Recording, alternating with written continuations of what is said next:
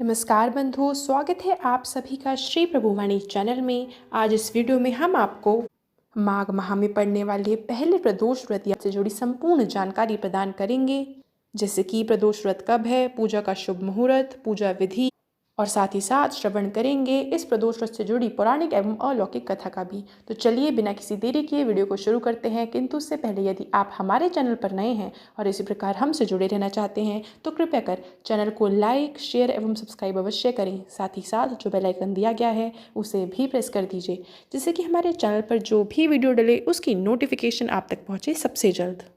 बंधुओं, हिंदू पंचांग के अनुसार हर महीने में 2 त्रयोदशी तिथि पड़ती हैं। त्रयोदशी के दिन प्रदोष व्रत रखा जाता है और भगवान शिव जी की पूजा प्रदोष काल यानी कि शाम के समय की जाती है। मान्यता है कि इस दिन शिव पूजन से सभी सुखों की प्राप्ति होती है। आइए जान लेते हैं कि 2024 में माघ माह का प्रदोष व्रत कब है। तो बंधुओं, इस साल कृष्ण प्रदोष व्रत बुधवार यानी कि 7 फरवरी के दिन है। क्योंकि यह बुधवार को पड़ेगा, इसी कारण से यह बुध प्रदोष व्रत के नाम से भी जाना जाएगा। बंधुओं, नोट कर लीजिए कि प्रदोष काल में पूजा का समय रहेगा शाम 6:05 से लेकर के रात 8:40 तक, यानी कि पूजा के लिए अवधि रहेगी कुल 2 घंटे और 36 मिनट की। बंधुओं, बता दें कि त्रयोदशी तिथि प्रारंभ होगी 7 फरवरी को दोपहर 2:02 पर और यह तिथि समाप्त होगी अगले दिन यानी कि 8 फरवरी को सुबह 11:17 पर। आइए बंधुओं, अब चर्चा कर लेते हैं प्रदोष व्रत पूजा विधि को लेकर। तो प्रदोष व्रत के दिन प्रातःकाल स्नान आदि से निवृत्त होकर सूर्य को जल का अर्घ दें और पूजा घर में गंगा जल का छिड़काव कर व्रत का संकल्प ले लें। प्रदोष काल में सूर्यास्त के समय पुनः स्वच्छ होकर शिव के समक्ष धूप दीप जलाकर षोडशोपचार विधि से पूजन करें। पूजा में शिवलिंग का पंचामृत से जलाभिषेक कर महादेव को उनकी प्रिय चीज़ें अर्पित करें। इसके बाद बुध प्रदोष व्रत कथा, जिसका श्रवण हम आपके समक्ष कुछ ही क्षणों में करेंगे, वह करें और संपूर्ण शिव परिवार की आरती करें। आइए बंधुओं, अब हम चर्चा कर लेते हैं बुध प्रदोष नियमों के बारे में। तो बंधुओं, धार्मिक मान्यताओं के अनुसार प्रदोष व्रत से कुछ जुड़े ऐसे महत्वपूर्ण नियम हैं जिनका भक्तगण को अवश्य पालन करना चाहिए, जिससे कि हमें व्रत का संपूर्ण फल प्राप्त हो। इनमें से कुछ प्रमुख हैं, जैसे कि हल्दी ना चढ़ाएं। प्रदोष व्रत के दिन भगवान शिव को हल्दी चढ़ाना वर्जित माना गया है। मान्यताओं के अनुसार शिवलिंग को पुरुष तत्व से जोड़कर देखा जाता है, इसलिए शिवलिंग पर हल्दी से तिलक नहीं करना है। पूजा में शिवलिंग पर आप भस्म, बेलपत्र, गंगा जल, दूध, चंदन आदि सब चढ़ा सकते हैं। बंधुओं, आपको इस दिन किसी का भी अनादर नहीं करना है, घर में सुख शांति का माहौल रखना है और तामसिक चीज़ों जैसे कि लहसुन, अदरक, प्याज इन सभी के सेवन से बचना है। दाढ़ी, मूंछ, बाल आदि नहीं कटवाने हैं और ब्रह्मचर्य का पालन करना है।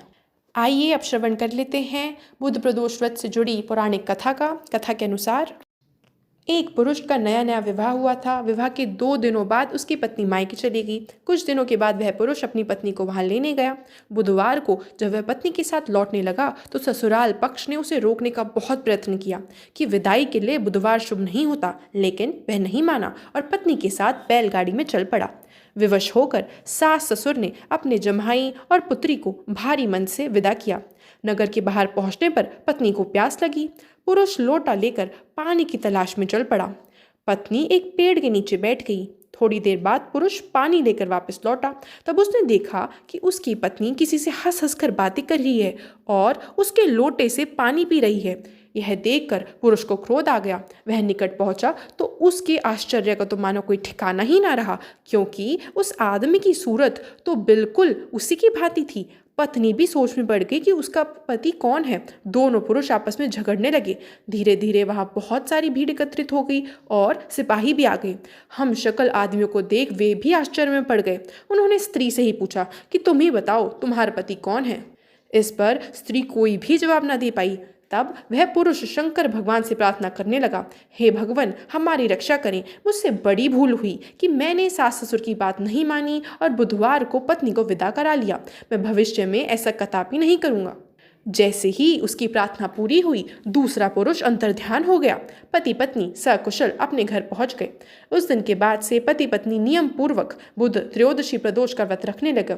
अतः बुध त्रयोदशी व्रत हर मनुष्य को करना चाहिए। इससे मनुष्य को जीवन में खुशहाली, सुख समृद्धि आदि की प्राप्ति होती है।